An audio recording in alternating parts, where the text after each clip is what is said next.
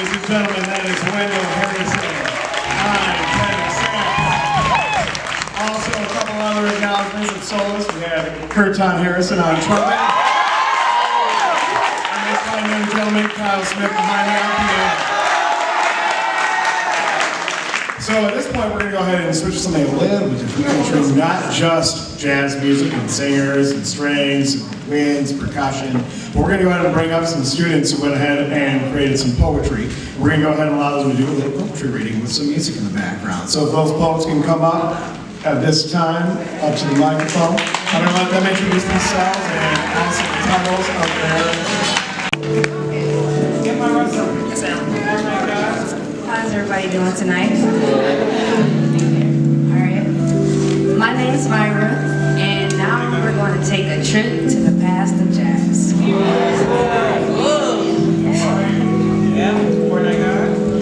Let's take a trip. A very valuable one. Conceivable but also physically felt.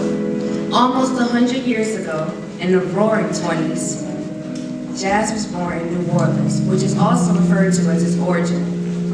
Its roots expanded from African and European musical traditions. Its blues, its rhythm, the faces you make is like a syndrome. The beats in which you play aren't specified, but you're free to play to your heart's content as long as you feel alive. The beats in which you play doesn't matter as long as you play the trumpet, but it's not as everybody has seen. He played to satisfy our being, but it's not as everybody has seen.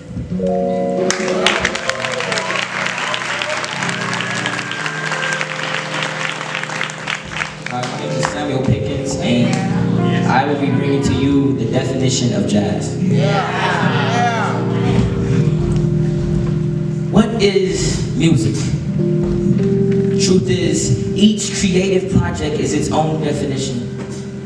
Jazz is what I use to write my definition for jazz is soul and gospel, with a hint of blues wrapped up into a delicious burrito of feel-good. Created by the sick and tired souls of African Americans in the streets of Harlem. That raw, the drums and the bass wakes you up, thudding and thumping, got you jumping, but keeps you grounded. The brass, like the choir, so smooth and subtle, but loud enough to keep your attention. The piano, like the choir director, leading, having fun, always exploring, no limit of possibilities. The guitar, holding it all together like glue, the mediator, the middleman for when the going gets tough, synonym, Duke Ellington.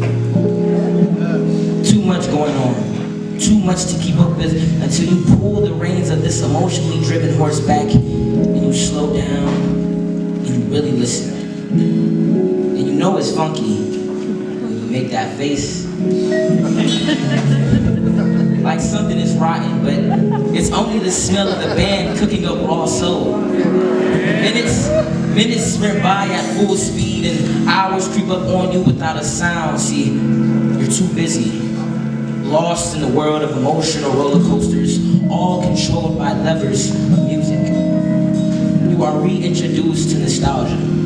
A long-lost friend traveling back in time. The swing of the bass reminds you of hugs from your loved ones, making you feel how real Earth is, making you truly understand the concept of gravity. Brass reminds you of Sunday morning breakfast, pancakes, eggs, bacon, waking you up on the sunny side. That chord progression that the piano hits reminds you of church. Praise breaks, the heavy breathings of the pastor, the amens, the wows of the crowd.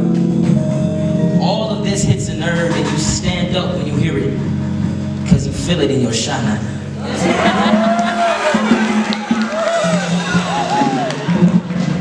All of these wondrous things, all of these limitless skies enter into the world of dirty streets of creativity.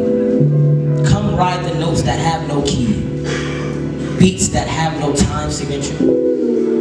Witness the swings and the sambas and the bossa novas.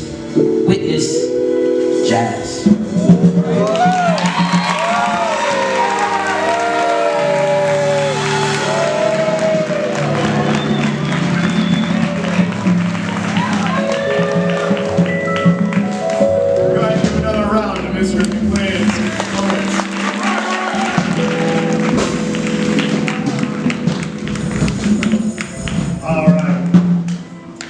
just a little reminder before we go ahead and continue on with the show. I've been walking around a little bit, and I smell some pretty good food back there. If you haven't checked it out yet, I think you should. We're also going to go ahead and continue on with the show, though, at the same time. So I'm going to go ahead and release it back to Ms. Valentine and the DSA Vocal Jazz Ensemble.